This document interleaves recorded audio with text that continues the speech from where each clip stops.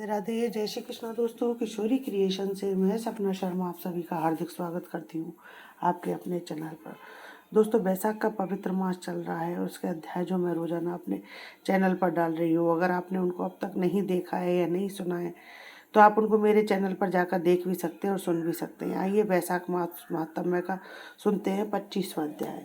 सत्यदेव जी कहने लगे, हे राजन, बैसाख मास के शुक्ल पक्ष के अंत की जो 3 तिथि पूर्णमासी तक है, वे बड़ी शुभ फल देने वाली हैं।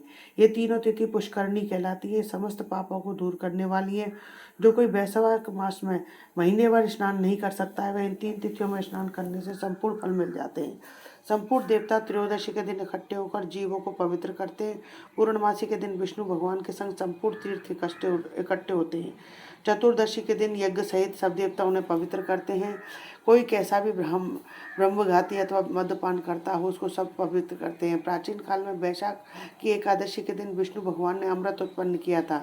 द्वादशी के दिन उसकी रक्षा की, त्रयोदशी के दिन देवताओं को अमृत पिलाया और चतुर्दशी के दिन देवताओं के विरोधी दैत्यों का नाश किया। पूर्णमासी के दिन देवताओं ने अपने राज्य को प्राप्त किया। इससे देवताओं ने प्रसन्न हो उन तीनों तिथियों को प्रीतिपूर्वक प्रफुल्लित चित्त से वरदान दिया। वैशाख मास की ये तीनों तिथियां शुभ हैं, पुत्र पौत्र आदि फल देने वाली, मनुष्यों के पापों को दूर करने वाली हैं।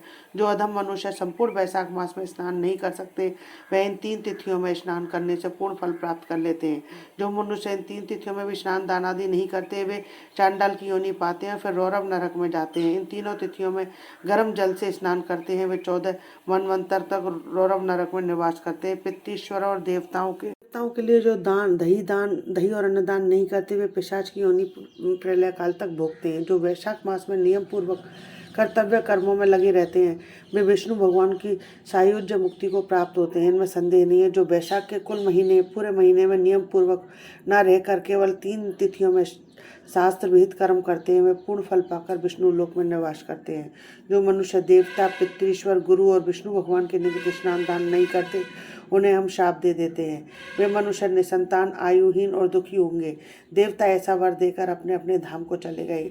अतः ये तीनों तिथियां बड़ी पुण्यकारिणी है, सब पापों को नाश करने वाली। इन तीनों पुष्करणी तिथि कहलाती हैं। पुत्र और पौत्र को बढ़ाने वाली है। जो स्त्री पूर्णमासी के दिन ब्राह्मण को मालपुआ और खीर भोजन करावे तो कीर्तिमान पुत्र पावे। पिछले इन्हीं 3 दिनों में जो कोई गीता का पाठ करे, उसे प्रतिदिन अश्वमेध यज्ञ का फल मिले, इसमें कोई संदेह नहीं है।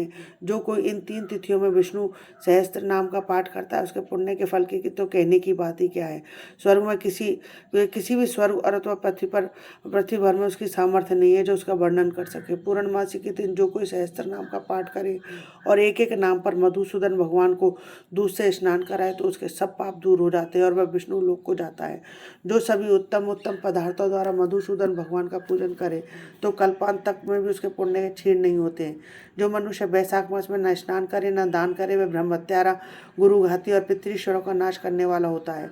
जो कोई नित्यप्रति श्रीमद् भागवत का एक श्लोक, अर्ध श्लोक या चौथाई श्लोक पढ़े तो ब्रह्मत्व को प्राप्त होता है। इन तीन दिनों में श्रीमद् भागवत की कथा सुनने वाला कभी भी पापों में लिप्त नहीं होता। जैसे कमल के पत्ते पर जल नहीं ठहरता है, इन 3 तिथियों में विधिवत भगवत पूजा, स्नान दान आदि करने से बहुत से मनुष्य देवता हो गए, कितने ही सिद्ध बन गए और कितने ही ब्रह्म भाव को प्राप्त हुए। ब्रह्म ज्ञानी अथवा प्रयागराज में मरने से मोक्ष मिलता है। वैशाख मास में नियम पूर्वक स्नान करने से मोक्ष मिलता है। वैशाख की पूर्णमासी के दिन स्नान करके नीले रंग के साण को छोड़े तो समस्त बंधनों से छूटकर धर्म, अर्थ, काम और मोक्ष प्राप्त होता है। जो गरीब कुटुंबी ब्राह्मण को गोदान देता है, वह अकाल मृत्यु से छूटकर परलोक में परम पद पाता है।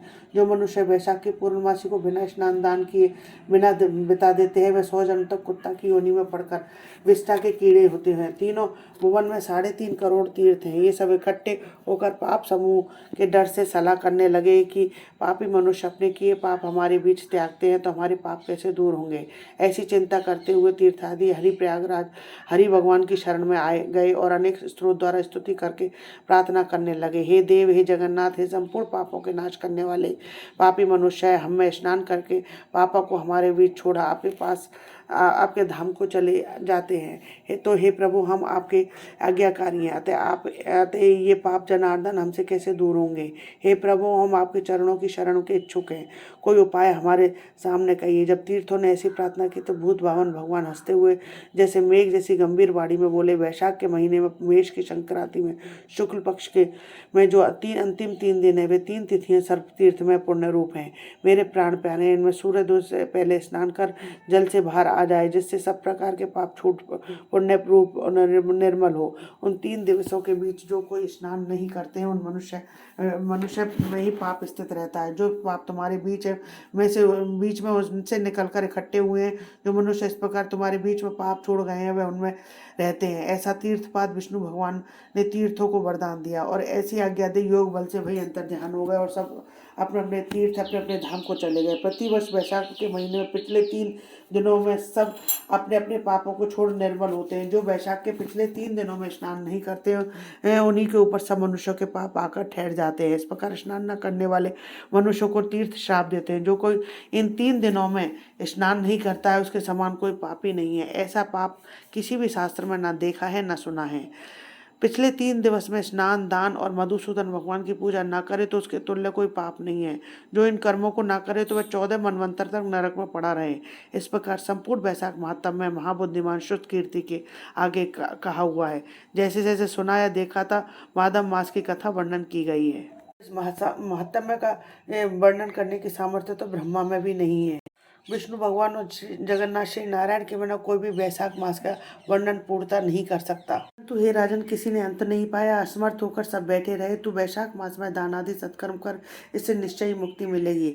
ऐसा मिथिलापति राजा जनक को समझाकर श्रुतिदेव जी राजा से पूछ कर जाने का विचार करने लगे तो राजा को एक साथ आह्लाद उत्पन्न हुआ, नेत्रों से जल टपकने लगा। तब उत्सव करने में प्रवृत्त हुआ और अपनी बुद्धि के लिए श्रुतिदेव जी को पालकी में बैठाकर ग्राम की प्रदक्षिणा का चतुरंगी सेना को संग भेजा और सब पीछे पीछे स्वयं चला।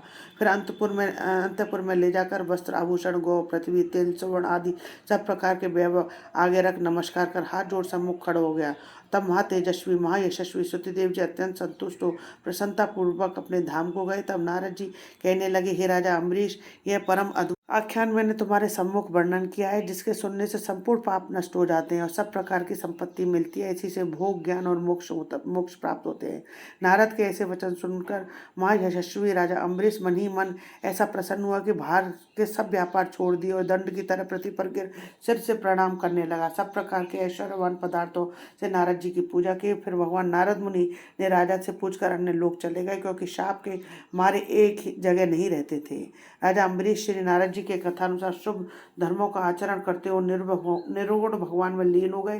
सूत जी बोले, जो कोई इस पाप के नाश करता, पुण्य के बढ़ाने वाले परम अद्भुत आख्यान को सुनता है, सुनाता है या पाठ करता है, वह परम गति को प्राप्त होता है। 25वां अध्याय समाप्तम। दोस्तों, यदि आपको मेरा ये वीडियो पसंद आए तो प्लीज़ मेरे वीडियो को ज़्यादा से ज़्यादा लाइक और शेयर करें। यदि आप मेरे चैनल पर नए हैं तो चैनल को सब्सक्राइब करना ना भूलें। पास ही में बेल आइकन को दबाएं, जिससे मेरे आने वाले हर नए वीडियो को नोटिफिकेशन आपको मिल जाए। जय श्री कृष्ण दोस्तों।